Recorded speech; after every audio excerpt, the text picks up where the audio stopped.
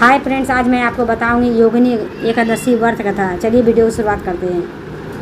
आषाढ़ मास की कृष्ण पक्ष की एकादशी जिसे योगिनी एकादशी कहा जाता है। योगिनी एकादशी का उपवास रखने से समस्त पापों का नाश होता है। इस लोक में भोग और परलोक में मुक्ति मिलती है।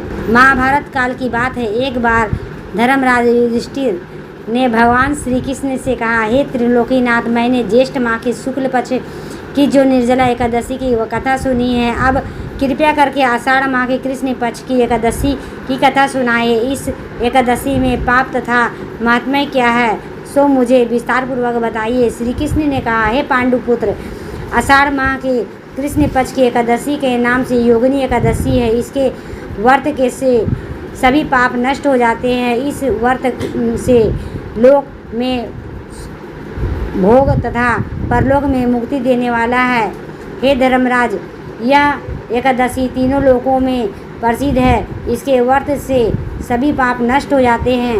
तुम्हें मैं पुराण में कही हुई कथा सुनाता हूँ, ध्यान पूर्वक सुनो, श्रवण करो। और कुबेर नाम का एक राजा अलकापुरी नाम की नगरी में राज्य करता था। वह शिव भक्त था।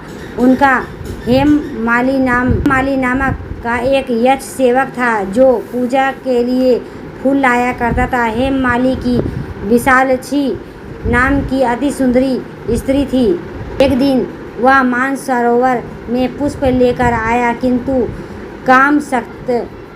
कामासक्ता होने के कारण पुष्पों को रखकर अपनी स्त्री के साथ रमन करने लगा। इस भोग विलास में दोपहर हो गई।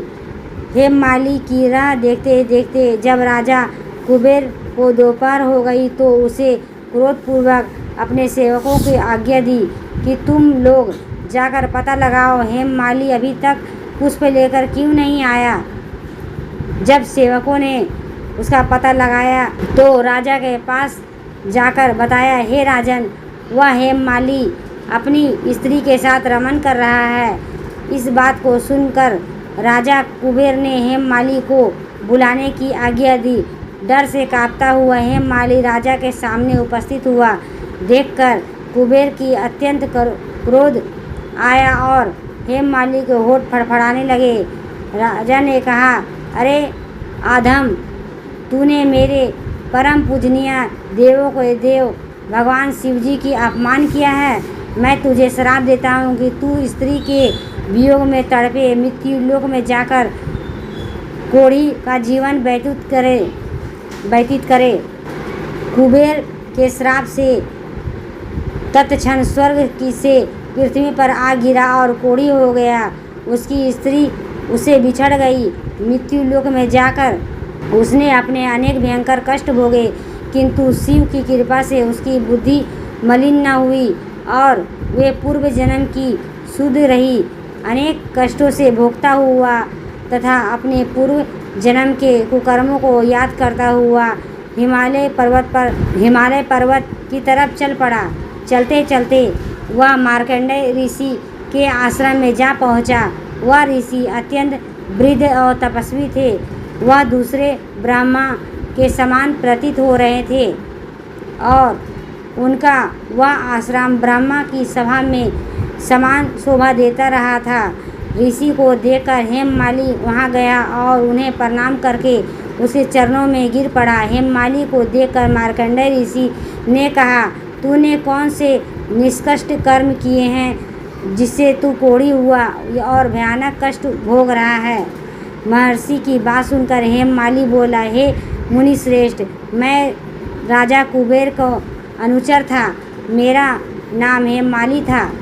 मैं प्रतिदिन मानसरोवर से फूल लाकर शिव पूजा के समय कुबेर को दिया करता था।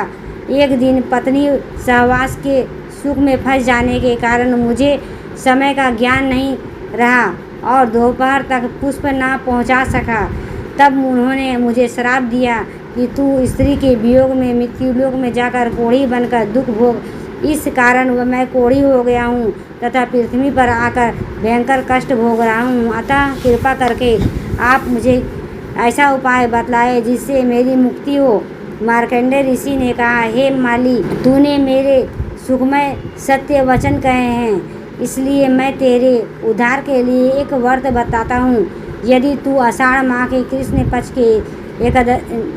पक्ष की योगिनी नामक एकादशी का विधि विधान पूर्वक व्रत करेगा तो तेरे सभी पाप नष्ट हो जाएंगे। महर्षि के वचन को सुनकर हेममाली अति प्रसन्न हुआ और उनके वचनों को सुनकर योगिनी एकादशी का विधान पूर्वक व्रत करने लगा। इस व्रत के प्रभाव से अपने पुराने स्वरूप में वह आ गया, अपनी स्त्री के साथ सुख पूर्वक रहने लगा। भगवान श्री कृष्ण ने कहा, हे राजन, इस योगिनी एकादशी की कथा का फल 88,000 ब्राह्मणों का भोजन कराने के बराबर है। इस व्रत से सभी पाप नष्ट हो जाते हैं और अंत में मोक्ष का प्राप्त करके प्राणी स्वर्ग को अधिकारी बनता है।